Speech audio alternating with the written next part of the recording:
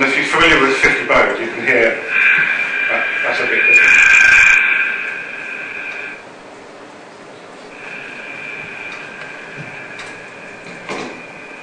So one thing you'll find, don't ever have in London because there's an enormous amount of interference. So there, that's it's actually a telemetry packet which has come in. So that's the one we set up on the table outside, and that side of the window is still transmitting. So unfortunately, that's your picture data, which isn't exactly. You can see the ceiling. Yeah. Well, we had a bit of trouble getting the camera pointing the right way. Any files, any image data that you actually send up appears up at ssdv.hackbox.org, including testing there. So be aware if you are testing this press and pros. There you go. So there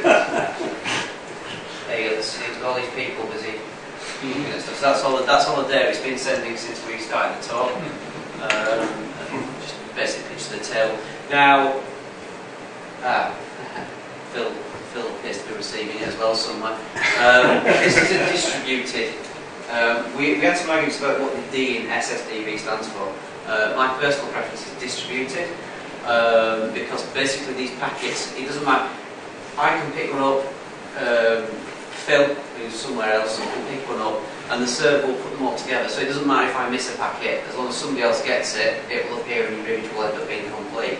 And this is why this system works really well, because we've got so many listeners around the UK now that you've got so many people listening. Even if somebody gets a bit of noise on the radio, you'll still get the packet because somebody else at the other side of the country who doesn't have that noise will get the data. So I think recent flights with SSDV, we've hardly lost a packet. Yeah. But once it's up in the air, invisible to more than one distance, you don't lose anything. Yeah, I mean this is unusual to see stuff like this actually, as you would expect for a demo. You'd expect it not to work properly. But basically, Let's look. So you can ask me frequencies. What frequencies? I don't know. So what is it? It's actually nice to see the failure modes. Yeah, absolutely.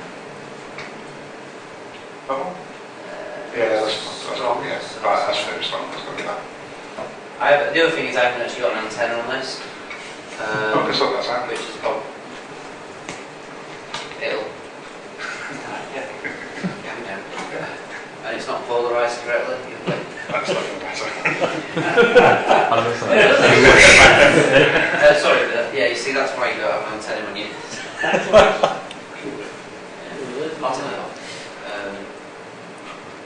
It's way down there, which is too close, really.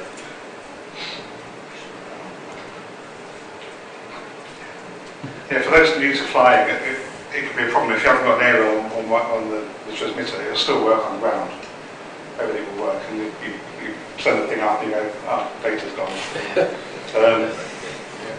I haven't done that one, but I have had if you're using an SMA connector, there's these RP ones that should be sent to hell, which are female, so you've got a female socket, and if you've got the wrong plug, that's female, nothing touches. Everything works on the ground, send it up, where's my data gone? And which can be embarrassing. It looks like it's lost its lock actually. This one? Right, when sorry. No, when did you guess? No, just have the image. It was on the image as well.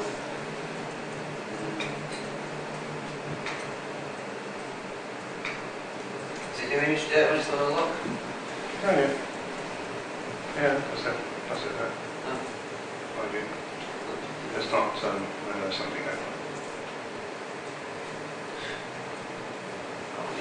So, yeah, this works a lot better when you're actually outside and not in London. Well, one thing we found this weekend is that using radios in London is just an absolute nightmare. There's just so much interference. We've not even been able to have a conversation on a normal handheld, never mind the low power stuff we've got here. Is that just on? Certainly, it's on. Yeah, it's on.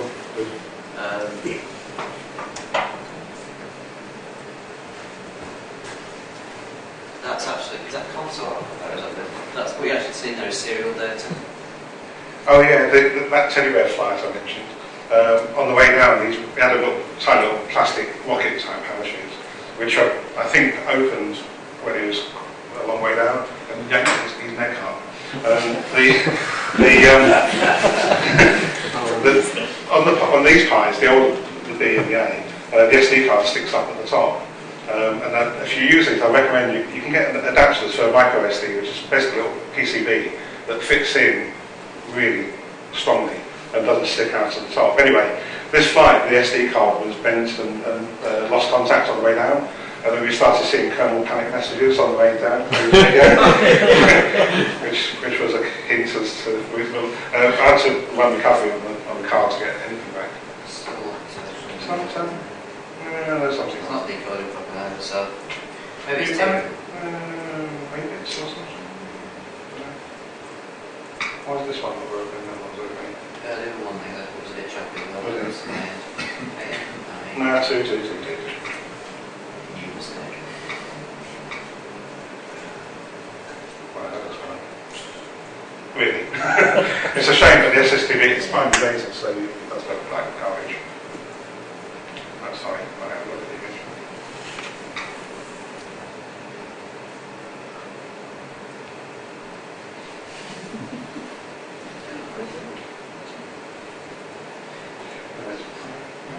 So normally what you see is that the green bar at the top will say, it will say SSDV packet decoded, but for some reason this is Something going on. Click the red box on the behind the TV image, and click the red. Oh yeah, you got Yeah. see it.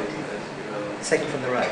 well the FC wasn't it? The FC, I mean the FC was on my It's strange, because when I turn it off, I just put a main card that it works. So I in don't fairness it might be the because I haven't properly tested it on the list, so Do you want to try yeah, it was okay. yeah. If you click the red box behind the window, drop the TV image down, and see that second box from the right under the waterfall. RV. RV. I doubt it's RV, or else it wouldn't be decoding. Yeah, yeah. I mean, we are getting slightly decoded, so it's not there. One bit of a gotcha if you're using the RTL dongles and then you switch to a full cube dongle. You need to check that there on the SDR. On the RTL dongles, you don't need that ticked. On the fun cubes, you do need it ticked, or everything that's meant to be upper sideband then ends up being lower sideband. You can fix it by just changing the mode, but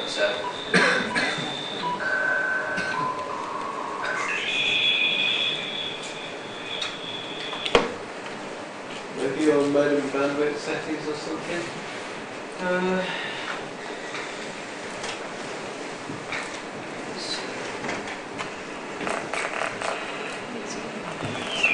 not sure I'm not really played with it. I've never got asked actually why to decode properly. Did you filter bandwidth wide? Yeah, no, It's like I see to a file, isn't it? anyway, you get the idea. So, there you go. Oh, there you go. It's like 7 I don't think the on my laptop. Yeah, it's not Seems very nice. I want you basically you'd expect to see the image there coming as well. It works unless you've got a log actually, but I might Yeah, that's just wrong. oh. Just stop it. Anyway, you get the idea. So, go back to slide. So yeah, it's traditionally it's been quite difficult to get SSDV working. I know Phil Heron's done it on like an embedded platform, but it's quite intensive. It needs quite a lot of CPU power, you need a lot of memory, which obviously the Pi's got in abundance relatively compared to the AVRs. So it does open up, and having actual live images, it just adds to the flight, makes it a little bit more interesting. People seem to quite enjoy watching them come in, even though they come in like super slow. Your filter methods, Exactly, yeah. So, Phil did some great work earlier with, well, not just with SSDV, but using these seal cameras, which it takes a week just to get the bone rate and stuff right. They're really difficult. But the quality of those is like an old VGA picture, where when the Pi came out, I started with webcams, which even then were a step up from what Phil could use. And then when the Pi camera came out, the quality went up again. With those, you can take a 5 meg full resolution image. You can switch to video for 30 seconds and begin the landing. That's really easy. You can hack this code in half an hour and do that. And the quality of the SSDV images, even though they're 600 by 400 pixels thereabouts, are much better than the old webcam. So, and everyone likes good pictures.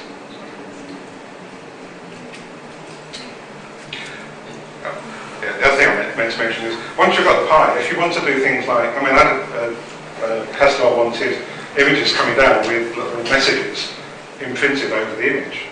So to do that, just like there's a library called Image Magic, so you can download that. You can tell it draw logos and rectangles and shadows and all sorts of things very easily because you've got the power there. It's almost daft not to use what you've got. Cool. I'm just going to take a few minutes just to basically go through setting up. I don't know how. I mean, yeah. Are you got it? No, I'm just going to quick go at next to the conversation, certainly isn't for you then. Basically, if you're new to all this and you've not done any, is there anybody here who's done absolutely no tracking whatsoever? None of them, right? Okay, then in that case, it's excellent. Yeah, right. So the big step for most people is, especially if you do a launch, is finding the damn payload once it's landed. The UKHAS network at the moment is pretty extensive, and no matter where you land in the UK, you're going to be usually positioned down to about 1 to 2 kilometres above the ground. But that last 2 kilometres you're going to be behind hills from the receiving station, so you're pretty much on your own. So what we sort of suggest to people is a proper radio, a proper handheld radio is like this one. Dave's got this. This is probably one of the best things you can get to do this. This is a little icon. They're good for a number of reasons because they're really robust. There's no USB sockets to plug in. They take AA batteries, so if you go flight, you can just stick some more in, job done. And basically all you need to do with these is, because you can hear the signal.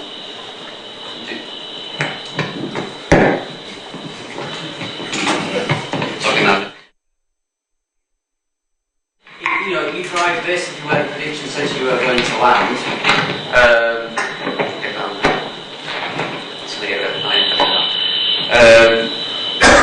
Just turn that down. So you basically drive round about where the prediction said it was going to land, and you get your radio on, and you can actually hear it. You can hear something, which is actually easy to find. Because if you're looking, if you're in an area like this, if we look at, you can see on there, that's the SDR. So we've got a number of signals on here. I mean, it's fairly obvious which one the payload is because it's there. It's stuck up like a sore thumb. But if you're out in the wild, there may be other signals and noise and bits and bobs, but you can hear that. And then the other thing you can do is if you turn it back. Thank you. The other thing I strongly suggest you have is one of these. It's a Yagi or a Yagi or however you want to pronounce it. And basically it's a directional antenna. So in theory, I mean it's not going to work here because we're right next to it, but what you can do, so you can just hear the payload, you can just hear it on your radio, you can move around like that and it'll get louder. And generally payloads are, we call them vertically polarised, so don't go around like that, you need it like that, and it will make a difference if you can hear the changes slightly. But so basically you pull up on a car, as long as you can hear it, you get one of these, and you find it, you'll get a direction finder and work out which direction it's in, just from the noise it's making, and then you can plug it into your laptop and get a final position and then stick it in your smartphone or whatever and just walk to it. If you can't quite decode it because it's not strong enough, because once, these are only 10 milliwatts, once they're in a ditch, that's it, you're not going to get very far at all. And you can pretty much work out in about a 45-degree arc where it is, and you can just walk in that direction and keep going until you get to the point where you can receive it. Where the source the arc is from? Right, you can get these for next to nothing off a lot of radio answers. That is just a 70 centimetres Yagi. Just look for one that's 434 megahertz. This particular one is an Arrow 2, which you get in America. These are actually the shafts of arrows, hence the name. But these are brilliant because they've got the handheld bit, where a lot of them don't have it. They're really portable. You can take them apart and you can just carry them around. You can put them together in about a minute and a half. Really good quality, not the cheapest. You've got to import them from America, and it'll hit you for about 25 quid import charges. But that's one of the best antennas. They make these for satellite work. You get these where the big ones and the cross ones, and a lot of the satellite guys in the field use these. But you can get them a lot cheaper. You can get them for like 20-30 quid. You can even buy them off eBay for about 10 quid if you want. But you just need something that's directional, because gives you that option of being able to sort of like whiz around and you can hear it and it's loud that way, so I'll go zoom in on it and find the payload. And I mean, the thing you're aiming to do is get the final position on the ground. Because once you've got those coordinates, all you need to do at that point is just basically punch it in a smartphone that's got some sort of navigation app on it. I use MotionX, you use something. Yeah, having GPS. Yeah, there's loads of that. Yeah. If you've got Backcountry Pro, you can download OS maps, and so then you can see not only where you are and where the payload is, but you can probably see the track around the field to get there. Where was that tracking from? Backcountry Pro. It's about 5 quid or something. Yeah. But you need to download. Where the Aggie? You couldn't. Anything for you. You won't have a 3G connection usually, so you can download maps before. Yeah. Yeah, that's the other thing. Obviously, if you're lucky, and you've got internet, then you're sorted. Because if you plug that into your laptop and you've got internet, it decodes. It will upload to Space Nero's. Bang, you've got it on the map. You can, if you've got your Chase car app running, and there's a lot of Chase car apps. The actual the mobile tracker, which I'll just stick on here. I don't know if any of you are aware of this.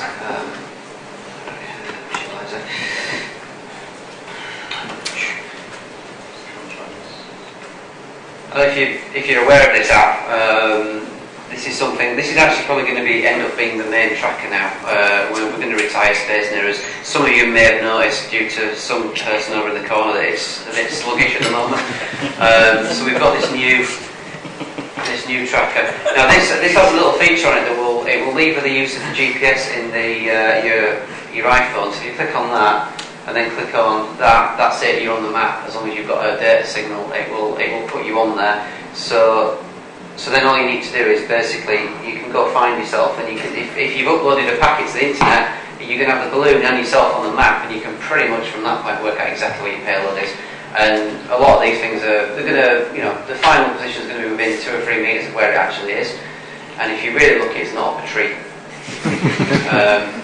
You should get a clue about that as you're chasing this thing, because once it gets below your horizon, which will be quite close because you'll have hills and things in between your payload. Once it gets below that, usually you have to be within 1 mile, pretty much, to get the thing back. So if suddenly you get a signal, you decode it's 3 miles away, either you're on a hill and it's the other hill and there's a valley in between, or it's up a tree, pretty much. Did you say you could upload a packet to the internet through this? Yeah. And if you've got an Android phone, Matt next door has written an application where you can literally take the audio out of your radio and it will decode it on the actual phone itself. It's got it built in like a version of DLFL Digi. So you can got the audio. Really good. Yeah,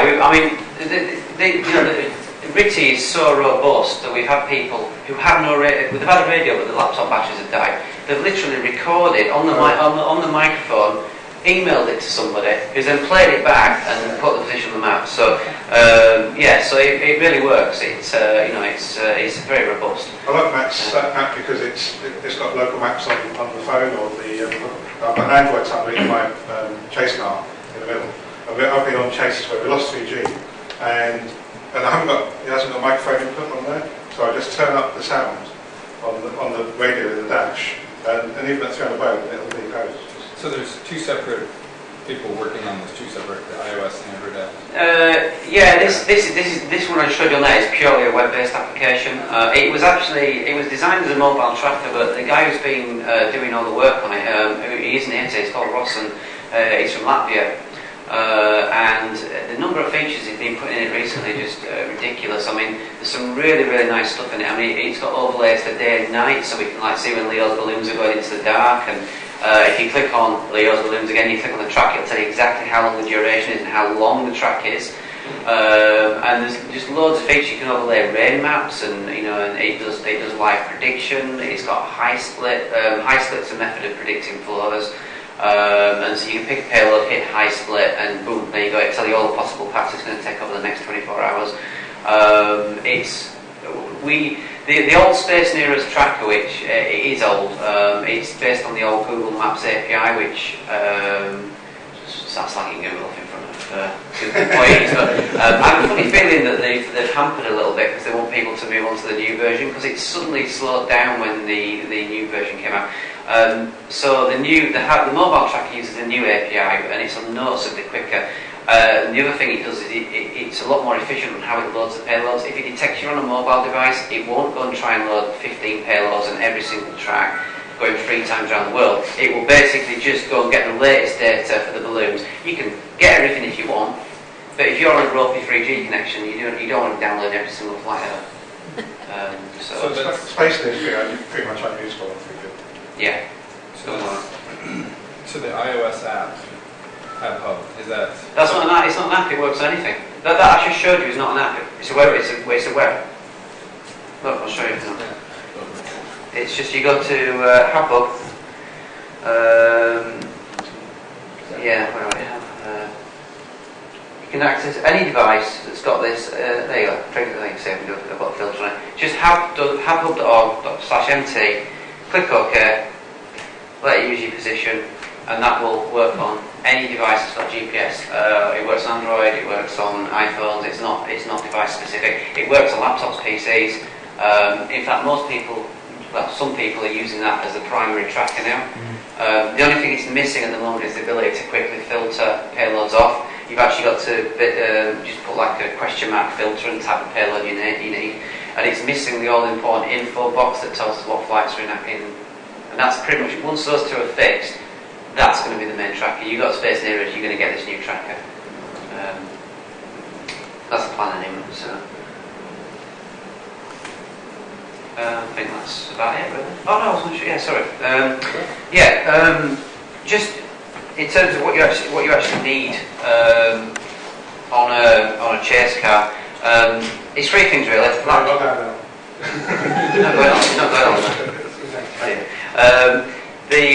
a couple of things you need.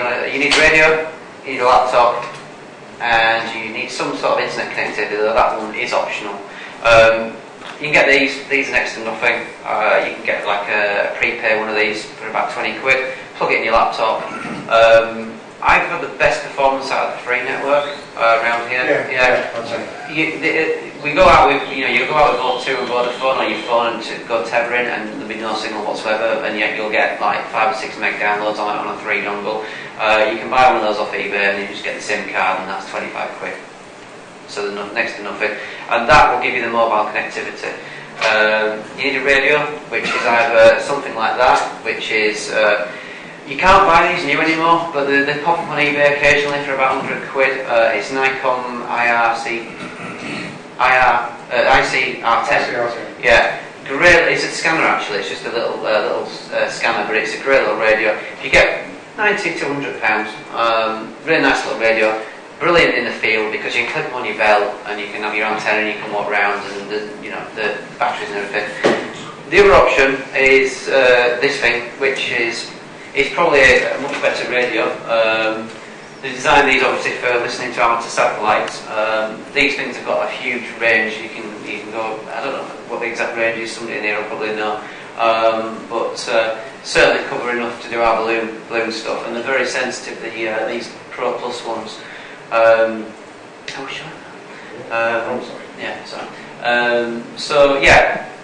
need a radio, and that's basically it. I mean, you've got the laptop with the internet connection. You can receive the transmission locally. You basically somehow get the radio, the audio from the radio into the DLFL Digi program, and that's the thing where most people fall over. A lot of laptops or PCs don't allow you to route the audio from an audio input and select that in a program. You get around this by using a program called, which unfortunately, if anybody knows of an open source version of this program, and all these, it's called Virtual Audio Cable. I don't know if anybody knows any open source version of what this does. There is one kicking about, it's VB cable. Right. It was mentioned on the RC about a couple of weeks back. Right, okay. So have you tried it? I haven't given it a go yet because I've got back and I wouldn't change it. No, okay. It's only what? Yeah, well, I bought back as well. Even the feedback, which every 15 seconds goes, this is sort of feed one. Yeah. Even that, the decoder actually ignores the speech quite well, so you don't have to pay for it. So basically, all that does is it routes the audio from your device, your radio, whatever it is. For example, if we... If you're using a handheld, you just plug it into your microphone port, you select your microphone port in DLFL Digi. Done. If you're using an SDR, which obviously is a cheaper option, you've got to go through a program called SDR Sharp, or there are other programs out there. Personally, I quite like this one. It's pretty simple to use. You basically just select what you're receiving from. So if you're using a RTL dongle, it's just an RTL USB dongle. In this case, it's FunCube Dongle Pro. You need to set USB. VB audio? That's it. Is that the one? No, Oh. just like Yes. it says it mixes 3 inputs to 3 outputs through 2 buses. So yeah, and it's as it, Might want to give it a is. try. Yeah. Yeah. Because I think virtual audio cable's about 30 quid or something. So make sure you set USB. That's important. You don't set USB, you're not listening to anything. If you're on an RTL dongle, you leave it unchecked. If you're on a FunCube, you check it, or if everything's going to be backwards. That's probably the biggest, most common, is that? Yeah, it's so on here, all you do is you tell it where your audio's coming from. So in this case, it's the FunCube, and this is the bit where you would select. You see, I've got this virtual audio cable line 1 because I need I need a line. It's basically what it's doing is it's simulating the line out cable into your microphone, and then you just turn the thing on, and away you go. You find your payload, which is obviously in this one is there.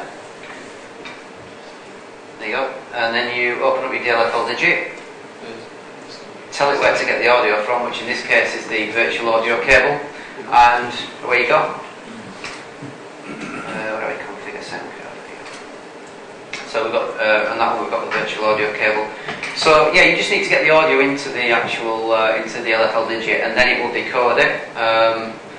So, I mean that's pretty much it. Anthony, do you see a possibility of ever integrating the SDR control with DLFL Digi? We've discussed this a number of times because the thing is, the DLFL Digi comes with a number of bits of software to remotely control a radio, the ham lib and all the bits involved. Now, I've been told, that I've not seen it, if you go to, where is it, rig control, there is actually a ham lib or a rig cap profile for the FunCube dongle. The reason this comes in is because if a payload drifts in frequency, you'll see these bars wavering. And the older radios, like the original NTX2, the RFM22B, they used to drift to the point where they drifted out of this the bandwidth for the actual program. If you had rig control, it would actually retune the rig. But to be quite honest, I don't think anybody's launched a radio that hasn't got a TCXO in it recently. Well, so, I was just wondering if we could skip the complexity of that SDR control. Oh, you mean feed? Right. Yeah, it's been booted round. SDR radio has got a lot of decoders in it. Yeah. And I was about to suggest it to Peter, and he's moved from Sweden to the UK back. Right. So he's had to stop Yeah. further development for a few months. But he's going to be coming back there, he's settling down now. And I'm going to ask him whether he would consider putting in the elements. Well, I mean, if there's, I don't know how the program works, but if there's some sort of API or some sort of ability to plug modules in, we've certainly got the knowledge. You know, you want to be talking to people like Matt and Lawrence probably. Hi, Lawrence. All right. I'm looking to see who was asleep. So yeah, I mean, yeah, it's something that'd be nice. I mean, to be honest, the tracking's a lot easier these days because these radios don't drift in. Before, I mean, I've seen people literally on a little hand wheel because the radios are drifting so badly. The only way you can keep up them is just sit there with a little tuner and just do that. And if you get just the right speed, you can keep the lines straight. Yeah. And you were getting like points for that, and you're like, you got to pack it. But now it's just like you tune it and you leave it, you walk away, you go have a cup of tea. So how far away do you think we are from being able to mail my grandmother a box? What you mean by a balloon? Yeah. You're the best person to answer that. I mean that will do all the decoding, that somebody can just set up. This is something. This is something that That depends whether your grandma can operate Windows. Yeah. This Well, is no, something that's that. what I mean. There's no user interface at all. Yeah. The person who needs to answer this is actually Leo, because he's actually had this exact problem. I don't know if you want to answer it, or do you want to answer it for you, Leo, or... Well, we are mostly using APRS now, Yeah. where the balloons are flying, and we've managed to create the package that we just send to people, and they just run it, and it automatically decodes APRS. Well, I'm saying to include the hardware. Yeah. Well, there's some of us looking, I don't know if you've heard of these Semtech that make these long-range radios. They've got massive, but they're very sensitive, and they've got these clever things and stuff that understand to decode big signals. So the link budget on those is massive, and it looks entirely possible to send one of those up on a balloon and have one on the ground plugged into. I was thinking of a Pi, but you could have one with an AVR or something, a Bluetooth link and link to a mobile phone, and that, all you do on the phone is run an app with an app, and the thing would do the receiving for you. I think, spoiled it, remove all the fun of these, but yes, your grandma could run. Well, for example, in the US, there's very few trackers. We're getting more, and it's, you know, the trouble is, we don't get them because there's no balloons there. There's no balloons that use them, so there's nobody going to be sat there at the receiving station. But again, Leo, who launched these balloons, people are getting quite excited by it, and now unfortunately your balloons don't transmit on 70 centimetres. Not at the moment, but they can. Yeah. So I would suggest that, you know, the best way to spread the word would be to get some balloons up there. Now I know that Ara's doing it. Ara launches balloons with 70 centimetres on. Adam does it. Adam Adamson. There's a couple of people all around the US, and I think it'll build a bit. It'll build momentum up. At the moment, there's no need to it because nobody launches balloons with it on. But there are people planning on doing it, and I think we're going to start to see a lot more, especially if Leo keeps launching, because they're going straight over, and it just gives, you know, it gives people something to do. I mean, we've had some Canadian hams literally driving under Leo's balloon with their APRS going, oh my. So we were trying to stay right behind it. Yeah. You know. So people are out there and they're willing to listen to this and they're getting excited about it. So yeah, the non-APRS is what's so lacking. You know, you can't do SSDV over APRS. Yeah. So in fairness, the Pine and Skyboard, I think we sold about 25 now. I've only sold 2 in the UK. Well, that's not true. I've sold 6 to education people, but the rest of them have all gone to America. So they do SSDV, so somebody's going to start listening out there because they're all out there, you know. And I think, you know, maybe the complex. So in America, it's always been quite easy. It's like get an APRS, drop it in a bag, and hang it to the bottom of the balloon, and away you go. So, you know, but it's not as interesting, I don't think. But you know, means to an end. We wouldn't have had Leo's flights without APRS. So, you know, swings and roundabouts really. We complement each other very well. Yeah. I think the 7 centimetres definitely has its place.